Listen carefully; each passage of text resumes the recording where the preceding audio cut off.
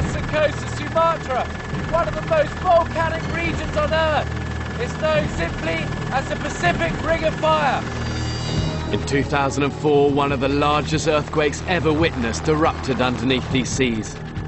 It was so violent that the seabed buckled and is thought to have risen by a staggering 15 foot. I'm heading for the epicenter, the Banyak Islands. Some of these islands disappeared overnight, others were catapulted out of the water. This is as far from an island paradise as you can get. If you're stranded out here, making the right decisions is critical. Make a bad call and you're dead. I'm 9,000 foot up, preparing to land an open ocean. It's a dangerous drop, and one that I can't afford to get wrong. I've got a few basic survival tools, and my camera crew is coming with me.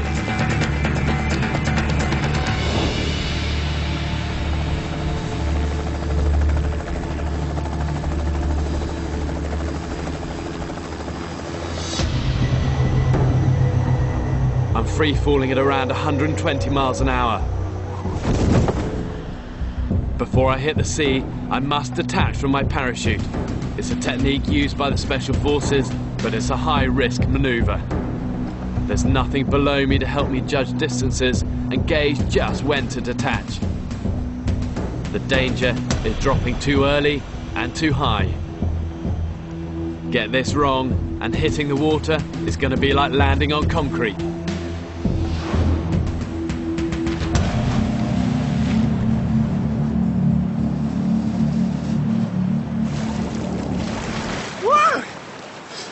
Okay. Oh, man, I hit the water quite hard then. But I need to get this parachute, get this off.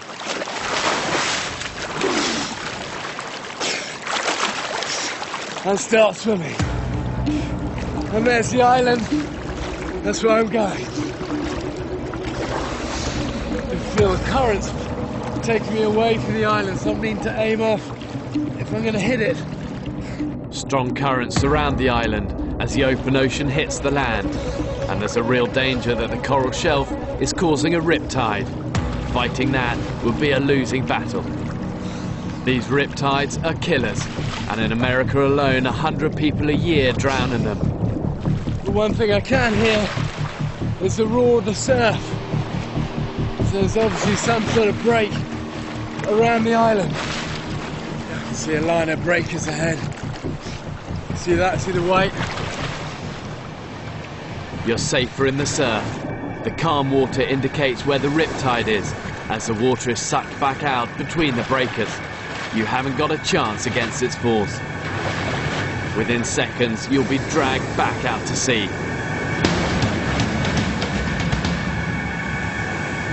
Staying in the surf means taking a pounding in the waves, but they should carry me closer to the shore. But there's also razor-sharp coral just beneath me, and if you get dragged over this, it will cut you to shreds.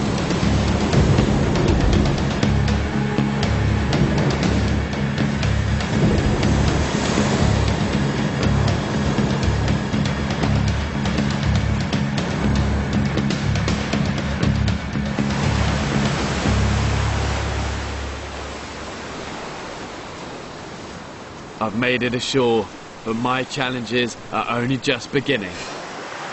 Well, I'm on the island, just about. My first battle on this island comes from directly above my head. The island is only 3 degrees south of the equator, and it's roasting hot.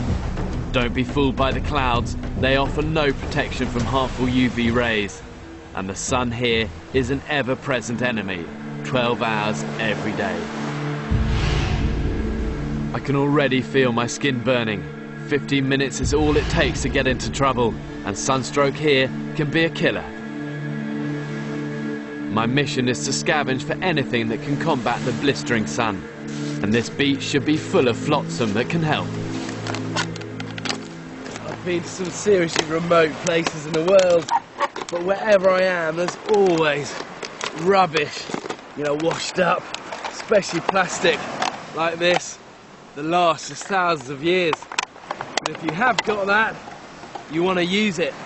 And survival is all about improvising and then adapting. And what I can make out of these bottles is like some goggles to have a bit of a forage in the sea and the surf and see what I can find. And if I put that into the water to break the surface, I can look through it and see what's on the bottom.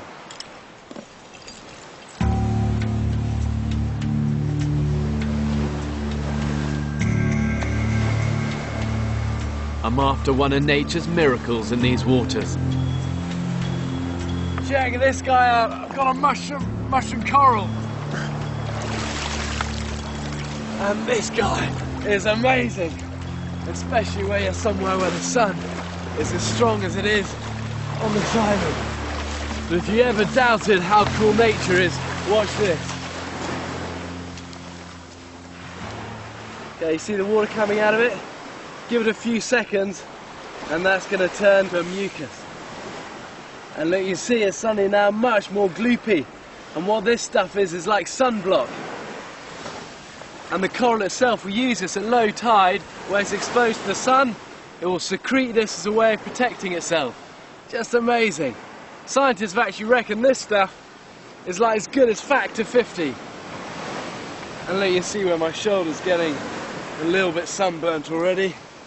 Rubbing this in, oh, that feels nice. It's going to help. But the great thing about this coral is that I'm not harming it at all by doing this. I'll put it back and use them another time. On this tiny island, my toughest challenge is going to be finding the most basic resources in the battle for survival. Disgusting.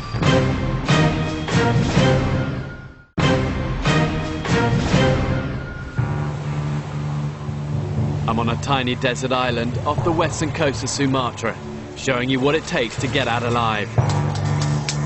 My mission now is to explore it, to discover what resources there are to help in the battle for survival. First thing that hits you about this place is just how hot and humid it is. You know, out there in the sun, it is just roasting hot. And then in here, in the interior of the island, it's so hot and sticky.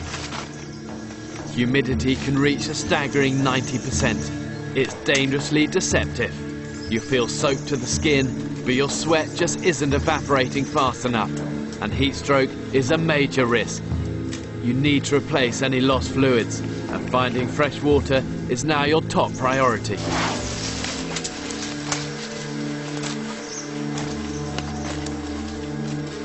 It's just looking like all of this island is like coral. And look at this.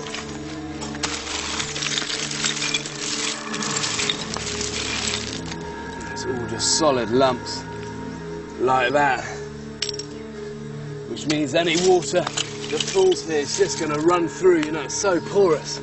You're only a couple of feet above sea level at the highest point. So if you manage to dig down, all you're going to get is salt water. And really the only chance of getting fresh water is where rain's collected in the hollows of the trees. When, like, in a leaf like that, that's going to be rainwater. Yeah. There's not nearly enough here to keep you alive for long. In this climate, you need around 10 litres a day. Dehydration is now one of your biggest enemies, and with as little as 2.5% less water in your body, you become a quarter as efficient. That makes your job of surviving much harder.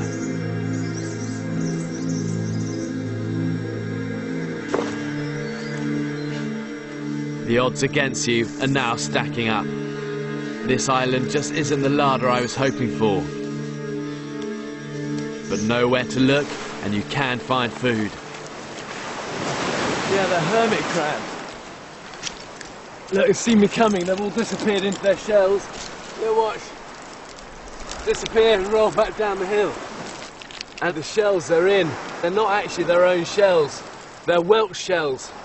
And what they do is take it over. And then when they grow bigger, they'll abandon their house and they'll find a new shell. But these, you can eat. Here you go, I've got this one before he's gone back in his shell. And all of this. Ow, ow, get off. All of that, the guts. And then he's got this one big claw here.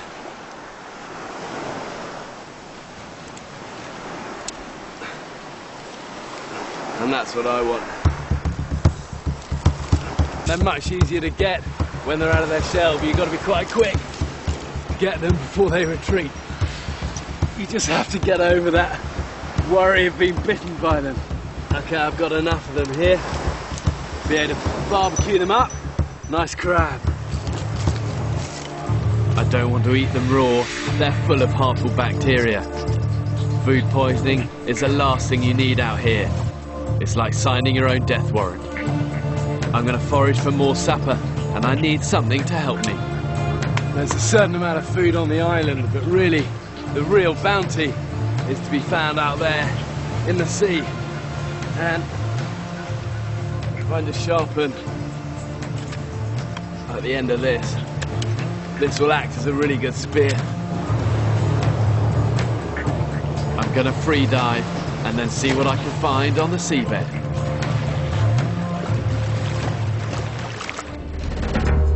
The coral surrounding the island should harbour plenty of food, and I'm after something that I can get easily. Sea cucumbers are some of the simplest life forms in the sea. They sift plankton and waste on the seabed with up to 30 tube-like feet around their mouths. Just like the earthworm, they're the complete recycling machine. It's like a giant sack of black sausage. But they're one of the most protein-rich foods in the world, and perfect for survival.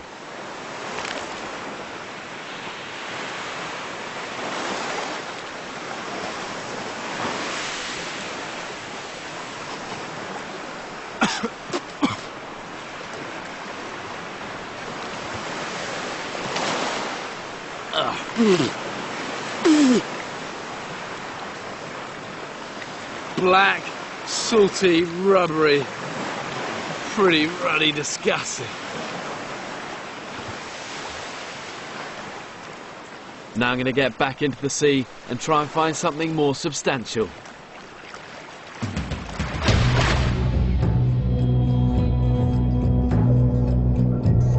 I've got to go deeper, but I need to train my body first. The more practice dives I make, the longer I'm able to stay under.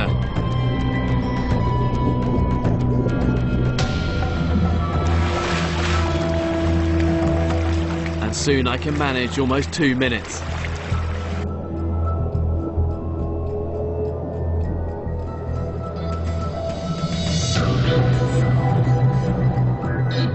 But if I ignore my body, I could black out and drown.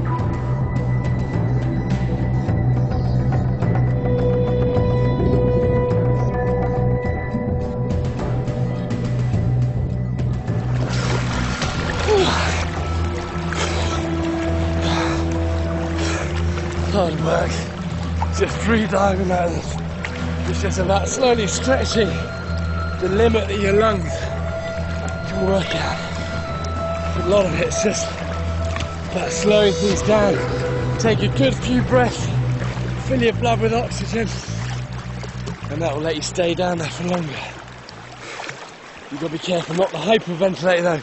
Do too much of it and you go hypoxic. Hypoxia is a stealthy killer.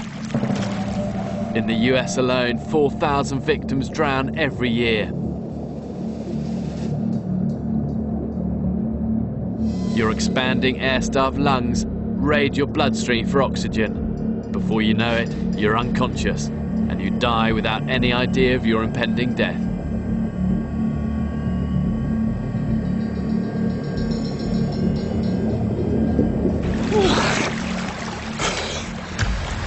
Okay, we're getting there now. Now I'm ready to hunt. And there's a fish I spotted on the bottom, buried in the sand. It's a stingray. But these have been known to kill. The venom in its barb is laden with enzymes, which destroy body tissue. If I go for this, I need to get it right first time. I'm looking for the telltale mound in the sand, which will give it away.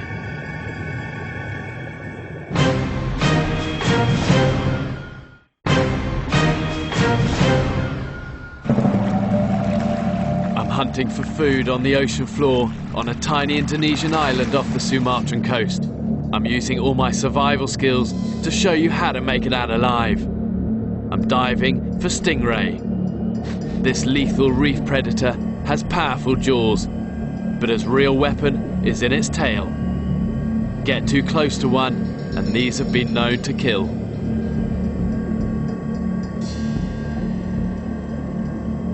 I'm looking for the telltale mound in the sand, which will give it away.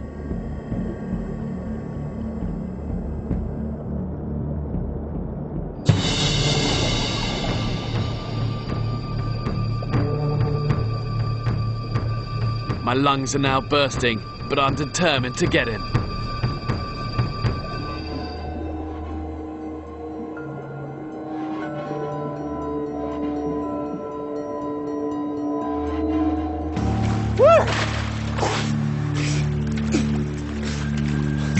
There's a stingray. Look at it. Beautiful. But these can be deadly. And the dangerous bit of it is this, the tail. That's good to eat. My challenge now is a fading light. Back on shore, I've got to get a shelter made before nightfall. On the equator, it gets dark like the flick of a switch, so I need plenty of time to find just the right spot to make camp. Yeah, this very tip end of the island is probably going to be my best place for a shelter. You know, I've got a really good view here out to sea, so I can see any shipping that might be coming past. Got a nice sea breeze, it's going to keep the sandflies away. I've also got this tree, going to give me good shade from the sun. I've got loads of driftwood and firewood as well. Let's see what we can get. My chances of signalling to a ship are slim. These aren't exactly the busiest shipping lanes in the world, but there are fishing boats out there which might spot you. Build your shelter off the ground, well away from sandflies. They can carry leishmaniasis. Sores, fever and diarrhea are just what you don't need. This driftwood is perfect for a shelter. A bit of wood improvises for a hammer, and I can trim the dead branches with my knife. Oh. I don't know why everything on this island is so ruddy sharp. The bark on this tree, the coral. These palm fronds are just what I need for my roof. They're huge, and their leaves are natural channels for the rainwater to drain off. Oh, almost me with it. Now I need something to lash everything together with, and I know just where to find it.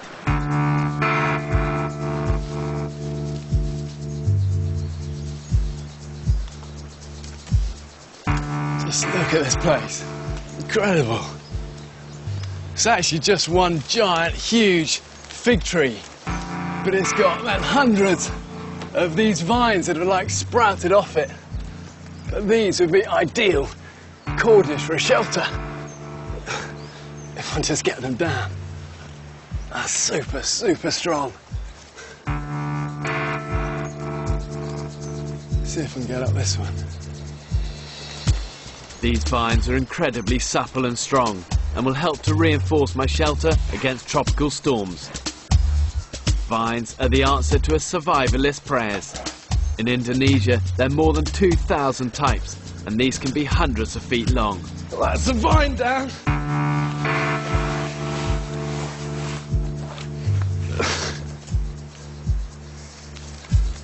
Cool, let's go and get this built. I'm making an A-frame shelter, tough enough to withstand a tropical downpour. That's the first uprights lashed together. That's gonna go like that.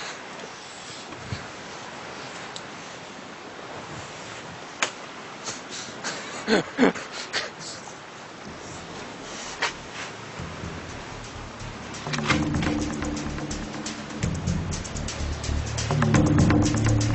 then this is the other A-frame of it. And then through the middle, we'll have this. I'm making it about 6 foot, just long enough to take me. With my weight compressing the frame, the shelter becomes one of the strongest you can build. And that's then the 2 lengths of the bedpost. And what happens is I put my weight on it, it will push it down and hold it in place. And I just need vine to go round and round and make like a hammock out of this. The whole thing takes me just over a couple of hours. That's the bed frame, and now I need the palm fronds. Grab the end and then just split them in half, and it comes away really nicely. And this makes great roofing. It's beautiful and sunny now, but when these tropical storms hit, you really know about it. They roar through, unleashing an inch or more of rain in an hour. So I'm not going to miss any opportunity to collect fresh water. If I just split this bamboo down the middle, I can use that then as some guttering at the back. Place it directly under these leaves. It'll collect all the water running off here. So let's hope it rains. My shelter's finished, and I've just got enough time to collect wood for my fire. The best place for me to get tinder. There's some of this palm fibre at the top of the coconut tree. Coconut is known as a tree of 1,000 uses, and it's a lifesaver. Food, fluid, tinder. And when the husk burns, it repels mosquitoes. The good thing about this stuff is it is all nice and dry. It's been dried by the sun. Rub it up. So it's just the fibres, and then that will take a spark. At night, it's around 70 degrees. So you don't need a fire so much for warmth as for the psychological boost it can give you. And of course, it means I can cook my stingray. The bits of this that I want to eat are the wings here. A bit of driftwood makes a perfect skewer. And I've got these crab claws. Sprinkle these into the hot coals. And then that's going to be a proper seafood supper. Stingray, hermit crab claws. See if these crab claws are ready.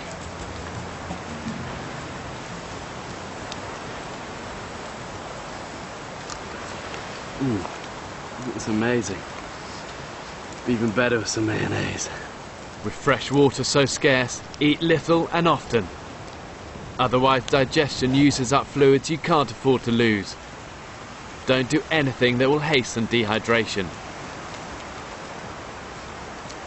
No, it's chewy as hell. And actually it doesn't taste very nice. I normally love fish, but this has obviously got a mean one.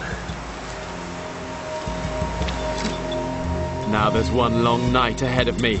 12 hours of darkness on the equator. Being abandoned on a desert island must be a very frightening experience. And you know, in the daytime, this place just looks idyllic. You've got blue skies, sun, sea, sand. But at night time, it's just pitch black. And that sense of isolation where all you've got around you is just vast open ocean is very powerful.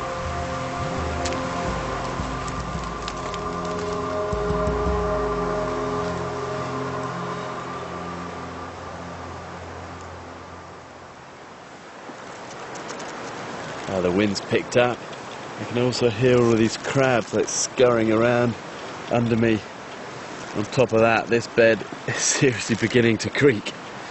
And there's one really annoying bit of palm frond in my back. So at the moment, there's not a lot of sleeping going on here. and I'll need all my strength for what lies ahead. Look at this guy. Quite a nasty looking fella.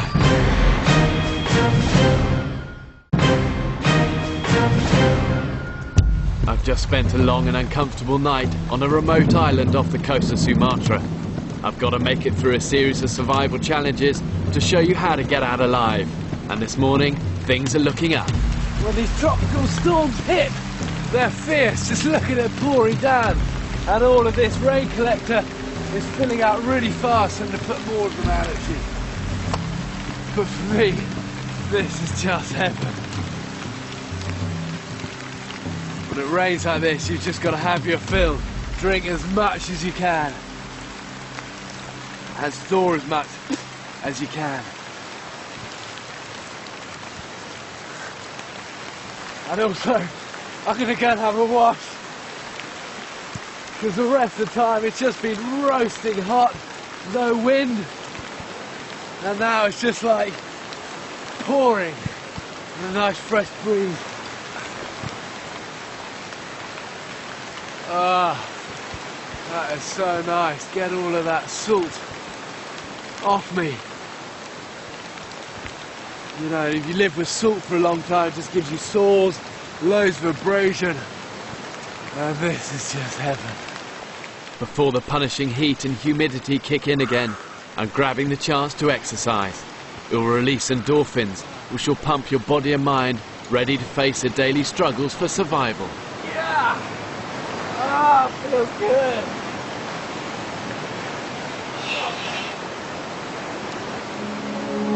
The downpour means I've got fresh water, but there's nowhere near enough to keep you going on this island for long. However desperate you are, never be tempted to drink seawater. Your kidneys will collapse. There's a military rule of thumb that says you can survive 3 weeks without food, but only 3 days without water. In a place like this, you're nearing crunch point. You either stay and face death, or think of a way to get off this island. But first, I'm back in the sea. I need some breakfast.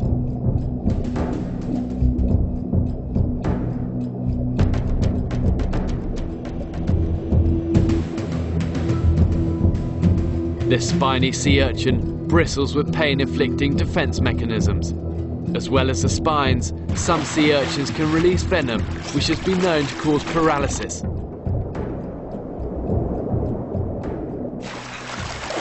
Look at this guy. Quite a nasty looking fella. Look at the size of the spikes on this.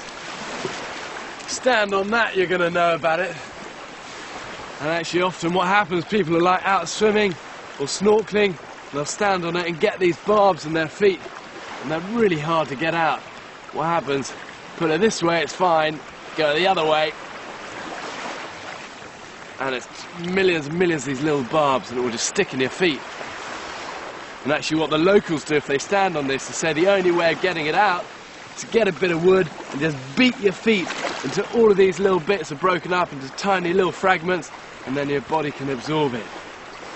But you can also eat this. And you want to get all of these barbs off first. So you always bite yourself. And what you want to do is split it straight across the middle.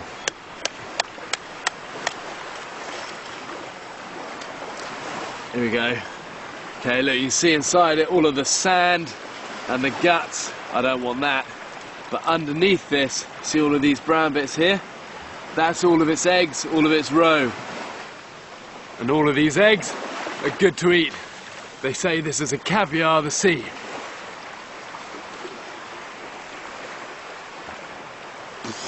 Oh, it's like kind of baby poop. Caviar.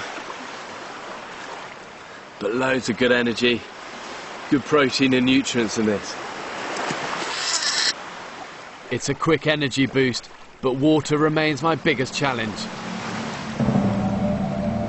No matter how much rainwater I've managed to collect, it's not going to last long. To survive means facing some stark choices. simple truth is, if you're stuck on a desert island with limited amount of fresh water, you've got a choice. You either stay, but you're gonna die a slow, lingering death of dehydration, or you take your chances with the ocean and build a raft. And what this island lacks of fresh water, it makes up for in resources. And I know the choice that I'd make. I'm gonna tackle probably the biggest challenge facing anyone marooned on a remote island. Building a raft and trying to escape.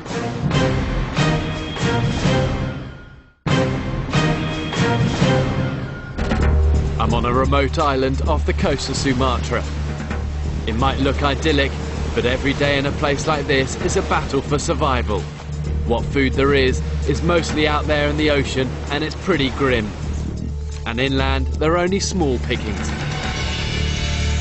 Here you go, look, here's a termite's nest. See this? She runs all the way up the tree. And look, if I hack a bit of this off,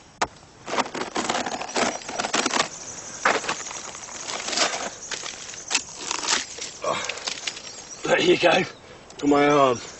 Loads of them all the way along here. And I can just eat these straight off there. Quite tingy, but no. If you like this sort of thing.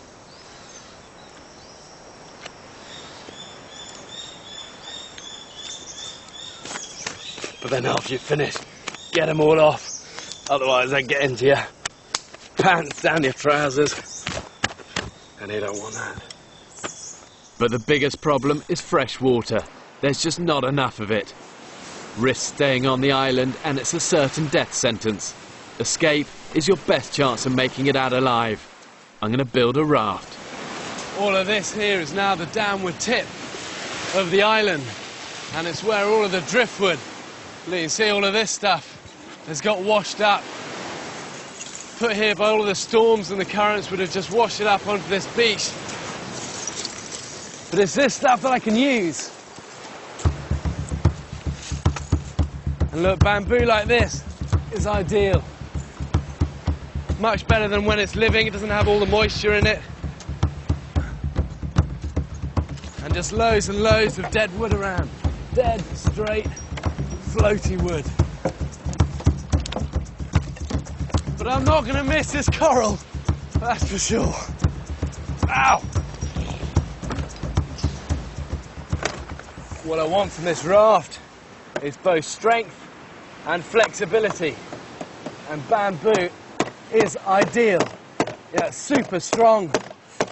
That's why so many people around the world use it for like scaffolding and building material. Bamboo rules over concrete in many earthquake zones. It bends rather than collapses in tremors. And it's those qualities I need for my raft. It's hollow, buoyant and tough. But what you could use to lash it all together is just vines. But my experience of vines in the sea is that they stretch and, you know, over time when you get some big swells, it can easily come apart. So instead what I'm going to do is make these sort of holes all the way through each of them and then put a bit of wood straight through the middle, like that. And what that's doing is then using the strength of the bamboo to hold it together rather than the strength of vine. It's going to take about 3 hours to build this.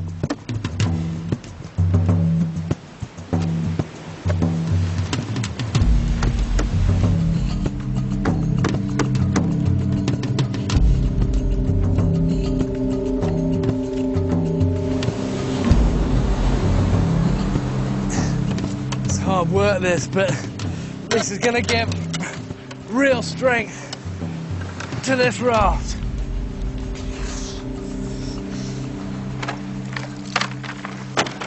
And that's then the platform complete.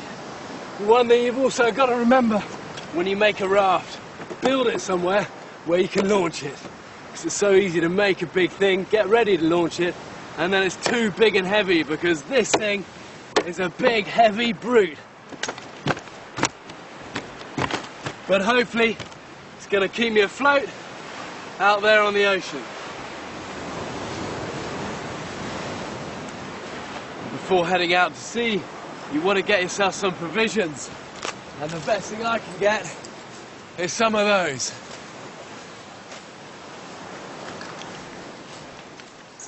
And this is probably going to be the best one to try and get up. But I can tell already this is going to be as slippery as an ice rink. One way of getting up this without using any climbing tools is just to improvise something to be able to pull on. And I've got this vine. If I just tie this in a really simple overhand knot, it will act as like a self-tightening slip knot. The vine will then create enough friction to allow me to control the climb. It's the green coconuts at the top that I'm after. They can be packed with a litre of fluid. If I use one that's already fallen, there's less liquid in it. Okay, thrust the camera.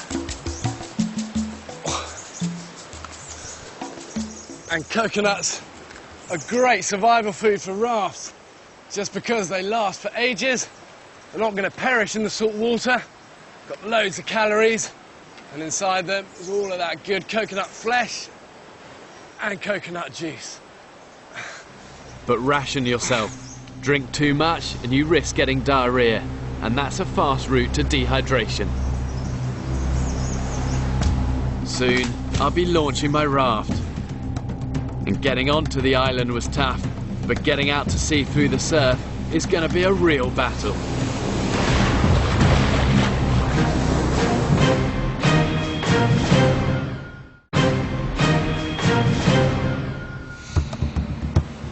I'm building a raft in a bid to get off a deserted island off the coast of Sumatra. It's going to be a challenge, but that's what survival is all about. In many ways, one of the biggest dangers out on the ocean on a raft like this is actually the sun. So what you want to do is make some sort of shade. Being so close to the equator means that the constant heat and humidity drains you. Out at sea, the reflection of the sun on the water intensifies its strength. These palms are just what I need to help protect me. I'm almost ready to head out to sea. There are dangerous currents, stories of pirates, and it's a gamble. But your chances are better out at sea than staying put on this island in the hope of being rescued. There just isn't enough fresh water to survive for long. I do still believe this is a gamble worth taking. But if I'm honest, I am nervous about whether I'm going to make it through these breakers. There's only one way to find out. Out there are nearly 100 islands huddled on this archipelago. Make it to another one and there could be better resources, or you could be rescued by a fishing boat.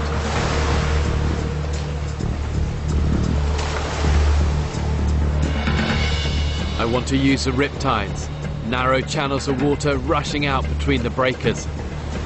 They made it tough for me to land on the island, but if I get it right, I should be able to propel my raft out of here. But the waves are suddenly coming at me from all sides. I just hope my raft stands up to the battering.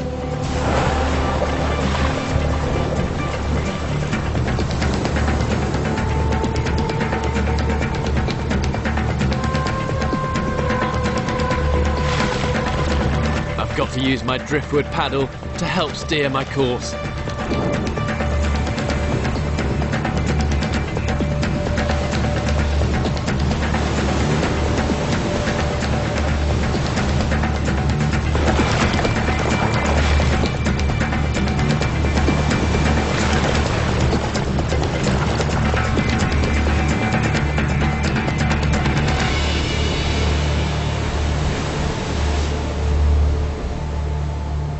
I can't quite believe I made it straight out through that coral reef. And And the riptide did exactly what it was meant to do. It took me straight out between where those waves were curling and breaking. Brilliant.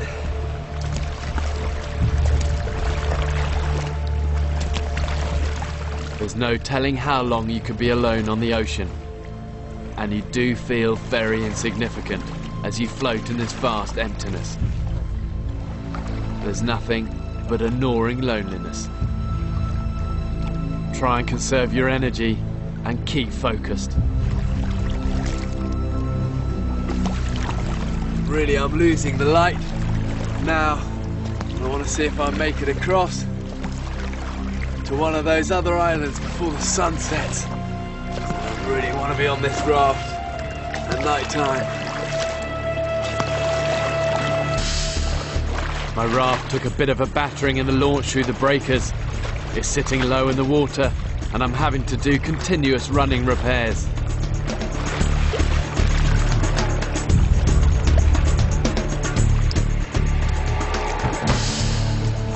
But then, I can hear the sound of an engine.